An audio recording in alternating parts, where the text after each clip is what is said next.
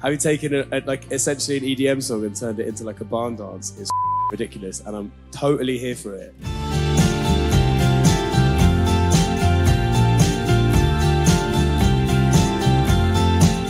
Having our own MTV Unplugged show is very surreal and incredibly exciting. I guess it's something that we've always wanted to do, and grew up seeing other kind of like legendary performances. They're really iconic, so it's a real privilege to get to have a go. What does it mean to you, Woody? It means that we get to play our songs in a quite exposed way, so there's not so many toys and bells and whistles to hide behind. So hopefully it shows we can actually play our instruments to some level. I guess we always like to mess around with our songs, deconstruct them, reconstruct them in different ways for different things, and this is what better an excuse to do it than for this, and in a totally new way. And Charlie Barnes has done some pretty wonderful arrangement for us and some amazing musicians who are joining us, some singers and musicians of all kinds. So yeah, we're very excited. Well, I think now that we've done the official sound check and we can't really make any more changes, I can probably solidly say that I can't believe I got away with what I've done to Happier. It's kind of mad that the set takes us from, I think, like such a beautiful version of No Bad Days. There's this like really muted lilting piano and a vocal, then to like a full-on ridiculous hoedown for Happier. Having taken like essentially an EDM song and turned it into like a barn dance is ridiculous, and I'm totally here for it. Yeah, I think what's really nice about the arrangements and you know, and what Charlie's done and what everyone's done is everyone kind of gets, because we're all moving around, it's been a real challenge forcing ourselves to play instruments that we don't normally play in quite like an exposed way, and I'm terrified. But I think it's everyone has a kind of moment, and it's been really nice like gelling it together over the last few days. I think there are some like lovely little licks that Carl does on this guy. Yeah, it was fun. I think, especially on keyboards and stuff, and we're on synths, and it's like, we've got to change a key on the fly. Gosh, done, one little button. So learning all those songs in a completely different key was great. Really enjoyed that bit. It's been a really nice challenge, and to see kind of what everyone came up with in that environment it's just been amazing. And like, obviously, we're all kind of bouncing off just everything that Charlie's built for us, which is really nice. We might have taken a few looks at some past unplugs, namely Nirvana and Biffy. I think we're probably top of the pile there. I grew up watching MTV Loads, pretty much doing that rather than homework, which thankfully panned out because now we're here. The Nirvana one especially is just like quite literally iconic and kind of leaned upon, and to kind of be here doing a very similar thing. Not like candles though, health and safety say no, but it's close enough.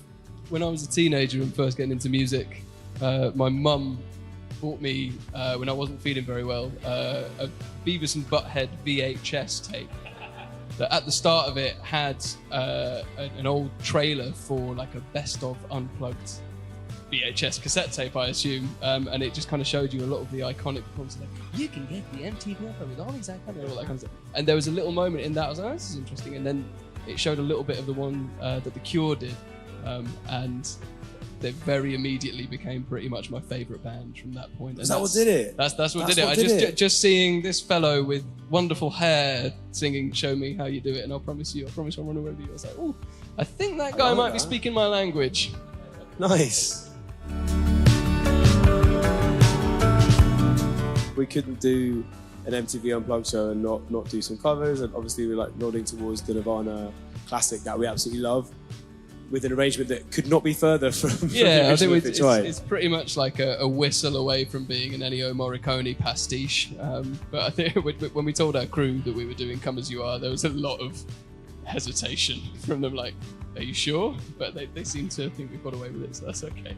And Killing Me Softly is another cover that we're doing, which sort of like was one of my favourite songs growing up, the Fugees version. So it's just like really great to do it with these guys on the drums and bass, and with our amazing singers who we're lucky enough to have with us tonight. We've sort of done acoustic versions of our songs before, but never put this much thought into the arrangements and into kind of making them really different and special. So it's been, in that respect, like so much fun.